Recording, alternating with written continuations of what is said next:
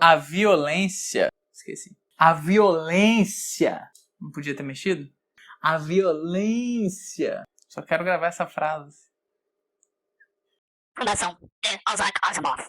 É muito legal quando a ficção científica ajuda a gente a entender a realidade. E eu acho que uma das pessoas que faz isso melhor é Isaac Asimov. Porque Isaac Asimov é um cara que ele, na própria vida, já havia rompido as fronteiras entre realidade e ficção. Se é que existem fronteiras. O Asimov, ele era muito otimista com as tecnologias, tanto que tem uma entrevista excelente dele falando sobre a internet, é rapidinho, 7 minutos. E ele é tão otimista que ele acreditava que a partir do momento que surgisse a internet, as pessoas iam ser muito mais inteligentes, elas iam conhecer muito melhor o mundo. E assim, é perdoável, porque, sabe, se alguém me contar, cara, imagina um mundo em que todo mundo tem um aparelho, um computador no bolso, pequenininho, e nesse aparelho você tem acesso a toda a informação do mundo. Parece o quê? Parece que, devido a este aparelho, pronto, vencemos. Só que não.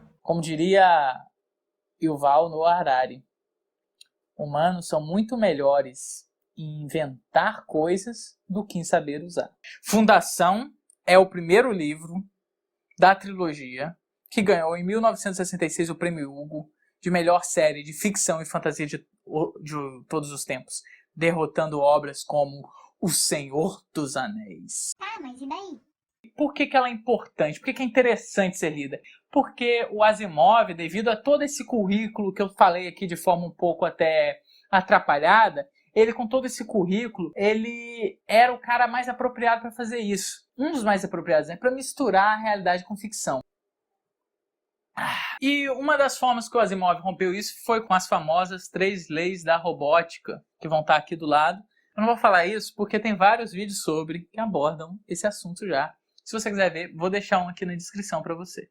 E o que eu acho mais louco na obra do Asimov é que a Fundação, mais especificamente, é uma obra sobre o futuro, sobre um futuro muito distante, em que ele usa para falar do passado. É uma obra que nos ajuda a entender o passado a partir de uma leitura que ele faz do futuro. O quê? Vem comigo aqui. Porque se você, leitor, considera que o futuro visto em Fundação é o nosso futuro, então ele começa a gerar um tipo de rima com a ideia do famigerado Marx. A história se repete, mas a força dessa história é uma vontade. Sabe? Porque ele pega um evento do nosso passado, transfere para o futuro, como se ele acontecesse novamente. Mas na verdade é porque ele está se inspirando no passado. Entende? Mas eu achei só legal isso. Achei muito legal. Tá, mas o que? Do que fala esta matraca que é a Fundação? O que é ficção científica? O que é Isaac Asimov? Quem sou eu? A Fundação é o quê?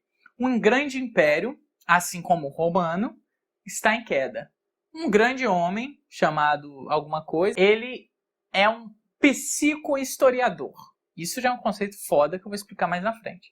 E aí ele prevê que esse império vai cair, e aí vão cair em 20 mil anos, eu acho, 30 mil anos, de desgraça, de barbárie. Então ele tem a ideia de criar a fundação, a princípio com o pretexto de criar uma enciclopédia com todo o conhecimento humano, mas aí essa fundação vai preservar a tecnologia e a ciência da época para que esse tempo de barbárie dure somente 1000 anos. É a Idade Média esse período. Com a queda do Império Romano, há a ascendência do cristianismo e o período que a gente chama de Idade Média. Nesse período todo é que a fundação está situada, com a queda desse império, que é um paralelo com o romano, para poder finalmente chegar à tal Idade das Trevas, que é comparado à Idade Média. O Asimov é muito pautado na história para falar de ficção. Por exemplo, e aí no primeiro livro isso é o que fica mais forte, é a forma como ele demonstra pra gente o que os agentes da fundação fazem. Por quê? O que acontece? Os agentes da fundação vão para um lugar distante e começam a desenvolver uma tecnologia. E eles querem construir um império também no lugar desse que está caindo. E aí como que eles vão convencer outros povos? Eles têm uma ciência muito mais avançada. É por meio da ciência? É por meio do conhecimento? Não, é por meio da religião.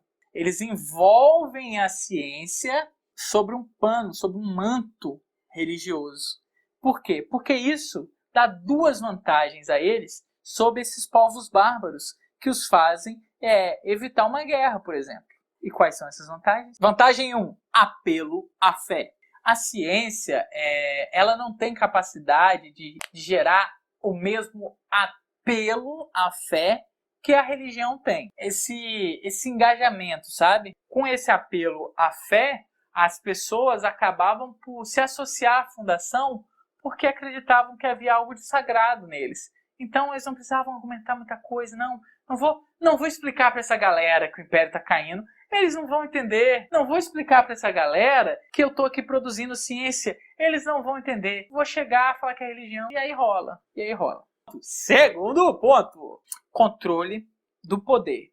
A ciência, no mundo de fundação, ela é de um poder sinistramente grande, porque ela é muito avançada para os outros povos. Então, como deter esse poder para que os povos não tivessem controle desse poder e se rebelassem contra a fundação? Religião, você cria os sacerdotes e fala, esses sacerdotes são quem detém a fé necessária, o sagrado, a proximidade de Deus. Então, somente eles vão poder falar de religião, somente eles vão poder controlar essa tecnologia nuclear, percebe? E aí assim o povo lá não tem acesso a isso e fica lá batendo palma, é isso mesmo, muito bom. E tudo bem, eles batem palma para a ignorância porque vira uma questão de fé, não de capacidade, não de intelectualidade, não de entendimento, sabe? E se torna inacessível a uns, porque a religião te livra da situação de explicar por que você detém fé e o outro não.